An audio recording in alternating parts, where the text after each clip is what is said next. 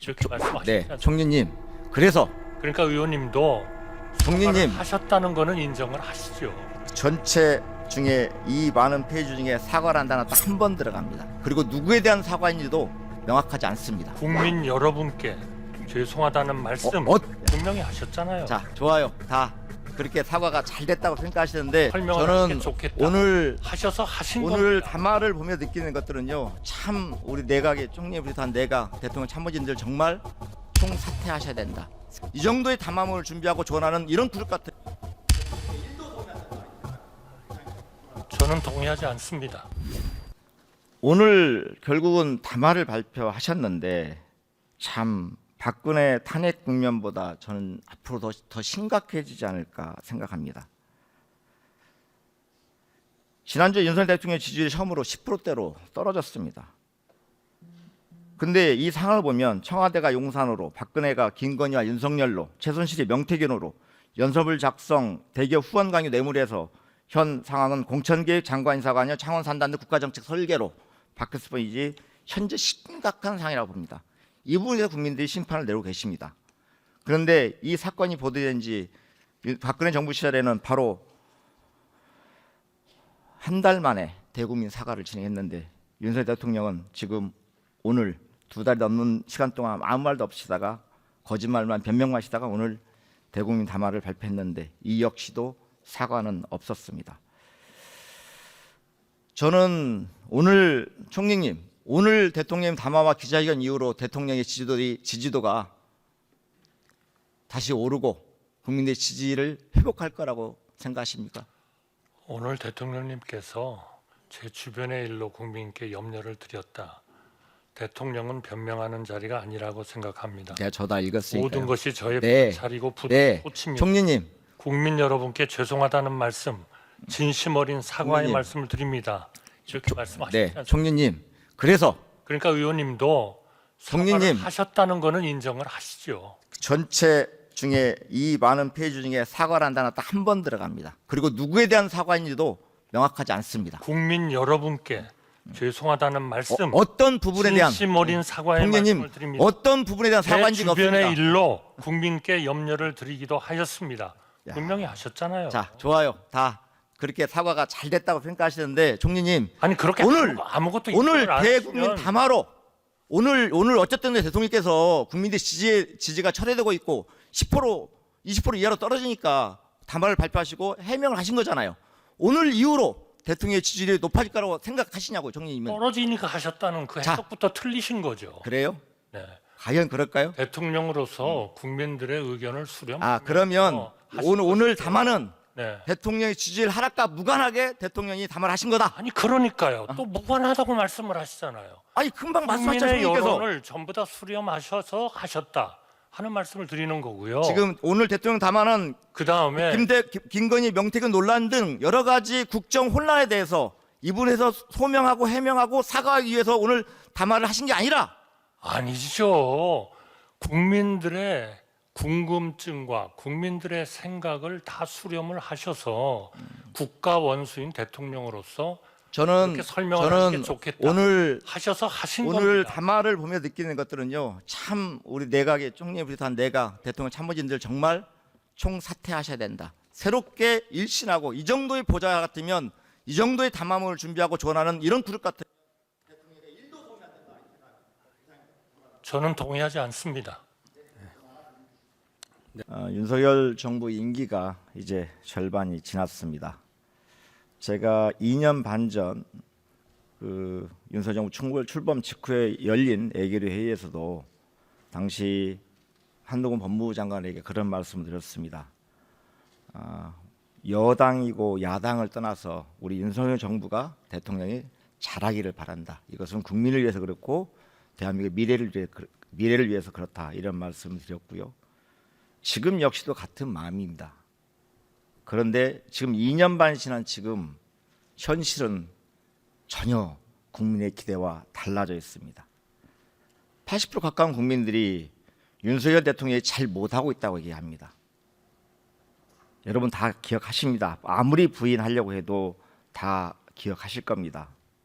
전 정부 지우기, 야당 대표 죽이기, 정치 탄압, 보복 수사, 친일 구류개교, 의료대란, 최상병 사망 사건 외압 의혹, 또 물가 폭등. 윤석열 대통령 취임 후에 현재 대한민국의 모습입니다. 대통령께서는 끝까지 김건희 여사만큼은 지키려고 합니다. 주가 조작이 드러나도 디올백을 수수해도 명품백을 수수해도 또 관저 공사에 지인의 특혜 의혹이 있어도 공천 개입이 터져도 김 여사만큼은 끝까지 지킵니다. 많은 국민들이 대통령으로 윤석열 대통령을 뽑았는데 실제로는 김건희 여사가 국정에 개입하고 있다, 주무르고 있다, 이런 의견들이 있습니다. 사실 오늘 대통령 담화 기대도 안 했지만 혹시나 했는데 역시입니다. 총리님, 이 대통령 담화문 보고 오셨죠? 오시기 전에. 네, 봤습니다. 네, 이 담화 내용에 총리님이나 우리 그 내각에 있는 참모들이 의견을 좀 주신 적이 있나요? 네, 충분히 언론이나 국민들의 의사를 수렴해서 전달이 됐고 또 논의도 같이 했다고 생각합니다. 그러면 오늘 대통령의 담화와 기자회견 내용은 충분히 대통령 혼자서 결정하신 게 아니라 내각에 있는 많은 분들과 그리고 대통령 비서실의 참모들이 함께 협의해서 담화문을 발표하시고 기자회견의 답변 내용도 그 협의의 결과물로 나오신 거라고 생각이 되겠습니까? 저는 기자회견의 하나하나의 내용은 보지는 못했습니다만 대부분의 내용들을 가지고 논의를 하시는 걸로 그렇게 알고 있고, 대통령께서 어제 춘천에서 행사가 있으셨습니다만 아마 조금 일찍 이렇게 귀경을 하신 이유도 그런 네, 충실하게 네. 논의하기 위한 것이라고 생각합니다. 저도 오늘 질의하기 직전에 그 대통령 담화문을 봤는데요. 역시 윤석열 대통령 다 왔습니다. 혹시나 하고 기대했는데 역시였습니다. 어려운 여건 속에서 열심히 일했고 앞으로 열심히 일하겠다. 진솔한 반성과 사과는 전혀 없었습니다. 딱 하나 있대요. 제 주변의 일로 국민께 염려를 드리기도 했습니다. 국민 여러분께 죄송하다는 말씀, 진심 어린 사과의 말씀을 드립니다. 사과는 이게 전부입니다. 아마 오늘 여러분들 중간에 쉬실 때 언론 기사에 달린 댓글 한번 꼭 읽어보시기 바랍니다. 국민들의 의견입니다. 이런 표현이 있대요. 국민 열받게 하는 재주가 정말 뛰어나신 분이다.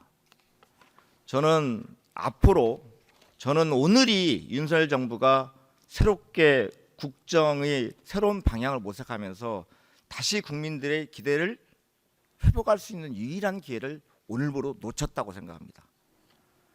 총리님, 시정연설 대통령 안 오셨는데 총리님한테 대신 나가라고 하시면서 왜 불참한 이유를 말씀하시던가요? 저 개인적으로는 이번이 두 번째 국정연설이었습니다. 네, 2007년에 이유 말씀 안 하시면 국정연설을 했고 이번에 총리님, 했습니다. 제가 질문해. 네, 대통령께서는 좀 더 총리께서 충분히 국정연설을 하셔도 과거의 전례도 있고 대부분의 대통령들께서 취임 첫해 네, 알겠습니다. 직책하시고 그 다음은 대개 총리께서 네, 이명박 대통령 때 그랬다고 해서 11년 만에 처음으로 안 오신 겁니다. 노무현 대통령도 그러시고 그리고 이게 이제 시정연설에 대통령이 오시는 이유는 딱 그걸 겁니다. 대통령이 총리 이걸 떠나서 국민이 내주신 세금을 이렇게 세금이라는 게 국민들이 어렵게 노력해서 피땀 흘려 일해서 번 세금을 내기 때문에 이 세금을 이렇게 소중하게 쓰겠다, 이런 곳에 쓰겠다라는 말씀을 하시는 거 오르신 것인데 안 오셨습니다. 근데 안 온 이유가 많은 정치 평론가들은 그렇게 얘기합니다. 한동훈 대표, 이재명 대표 보기 싫어서 안 왔다. 만약에 이게 사실이라면 대통령께서는 매우 옹졸하신 분이라 생각하는 거고요. 그리고 저는 이런 생각이 들어요. 또 욕을 먹을까봐 안 왔다, 이런 표현도 있습니다. 그런데 도를 맞겠다고 말씀하셨는데 욕 먹을 걸 두려워서 못 하셨다고 한다면 이거 역시도 국민을 무시한 거다 생각합니다. 지금 시중에서 국민들 사이에서 이런 얘기합니다. 대한민국 서열 2위가 윤석열, 2위가 김건희 이런 표현합니다. 제가 2년 반 전에 윤석열 정부 출범하고 나서 대통령실에 있는 사람들이 V1, V2라는 표현을 쓴다고 했을 때 그때 저는 믿지를 않았습니다. 그냥 누군가가 지어낸 해프닝이겠긴 했는데 청와대 근무하신 분은 다 아실 거예요. VIP만 있고 V만 있는 거지 1, 2란 것은 지금까지 들어본 적이 없습니다. 근데 윤석열 정부 들어서서 V1, V2 얘기가 나오더니 결국은 그것이 사실로 드러나고 있습니다. 총리께서도 공천개입 녹취록이라는 거 들어보셨죠? 워낙 언론 보도 많이 됐으니까. 윤석열 대통령과 명태균 씨의 통화 내용. 저는 뭐 그것은 하나의 그 녹취록으로서 누군가가 진정한 녹취록을 가졌다 하는 것도 저는 사실 잘 모르겠고요. 그런 거를 물론 하나의 이유로서 말씀은 하실 수 있고 뭐 네, 질의는 하실 알겠습니다. 수 있겠지만 네. 그거를 요거에 대해서도 워낙 그 우기기와 거짓말을 많이 하니까 거기에 김영선 해줘라 이것을 해줘라를 시민들이 회줘라라고 표현했습니다. 조롱을 했습니다. 과거에 김영선 의원께서 수산물시장에 가서 수돗물을 떠 드시니까 이번에는 회줘라 이런 비아냥이 대통령에게 하고 있습니다. 그건 비아냥이 아니고 저도 들어보니까 회줘라도 들려요? 너무 잡음이 많아가지고요. 잘 못 듣겠더라고요. 총리님도 회줘라로 들리셨군요. 네. 아니에요. 저는 잘 모르겠어요. 막 뒤에서 잡음이 들려. 아 모르겠어요. 역시 그 어느 자리 윤석열 정부의 총리 어느 자리에서 네. 통화를 하셨는데 그렇게 잡음이 많이 나는지 저는 네. 잘 모르겠습니다. 네 알겠습니다. 그 윤석열 정부 지금 김건희 여사 특검을 계속 거부권을 행사하고 있습니다.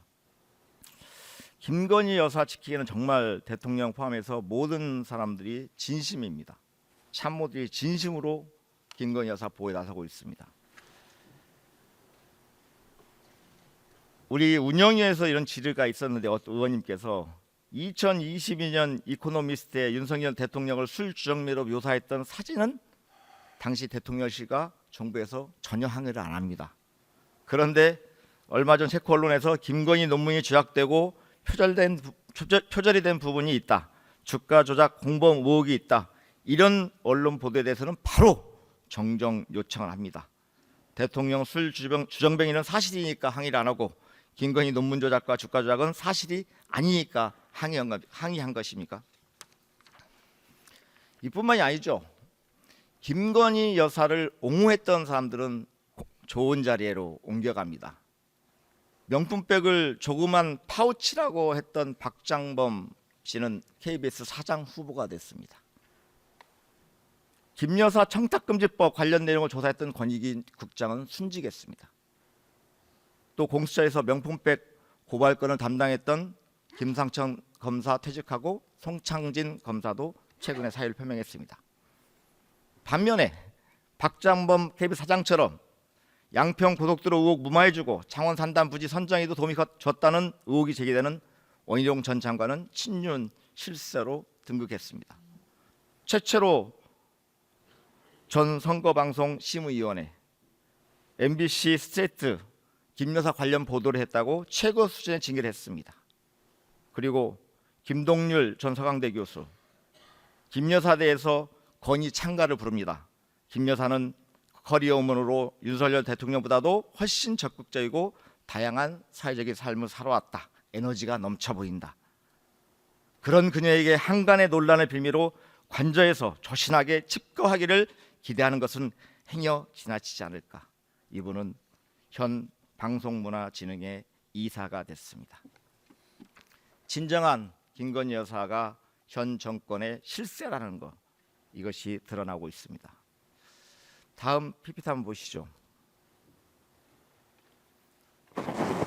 머슴이 주인을 우습게 한다. 부정부패하는 머슴은 머슴이 아니다. 대먹지 못한 머슴부터 갈아치워야 하고 조선시대 같으면 곤장도 쳤을 것이다. 누가 하신 말씀, 총리님, 누가 하신 말씀인지 알죠?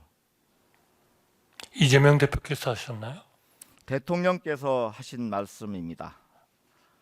후보실에 윤석열 대통령께서 하신 말씀인데요. 요게 이 표현은 좀 솔직하신 것 같아요. 머슴이 머리가 좀 나쁘고 뭘 잘 몰라도 이건 좀 맞는 얘기 같고요. 그런데 자나깨나 주인 잘 모실 생각만 하면 잘 모실 수 있다, 이런 발언도 하셨습니다. 근데 머리 나쁘다고 했던 머슴이 윤석열 대통령이고 자나깨나 잘 모신다는 주인이 저희들은 국민이라고 이해했는데 국민이 아니라 김건희 여사였던 것 같습니다. 현재 국민들이 지금 조선시대 같으면 대통령을 곤장치고 싶은 마음이실 거라고 생각합니다. 다음 발언도 한번 보시죠. 과거 제가 가졌던 일관된 원칙과 잣대가 저와 제 가족, 제 주변에 대해도 똑같이 적용이 되어야 한다. 누가 하신 말씀일까요? 대통령께서 하셨다고 아마 의원님께서 네, 말씀하시고 싶으신 것 대통령께서 하신 말씀입니다. 그런데 보면 김건희 여사 허위 이력 논란이 있을 때 대통령 후보실 했던 말씀이고요. 이 내용은 어떤 내용이었냐면 후보 시절 김건희 여사가 수원여대에 제출한 교수 초빙 지원서에 허위 경력을 적었다는 의혹이 제기된 지 사흘 만에 기자회견을 하시면서 사과한 내용입니다. 제 아내와 관련된 논란으로 국민께 심려 끼쳐 죄송하다고 90도 머리를 숙여 사과하는 겁니다. 근데 지금은 좀 달라지셨을 것 같아요.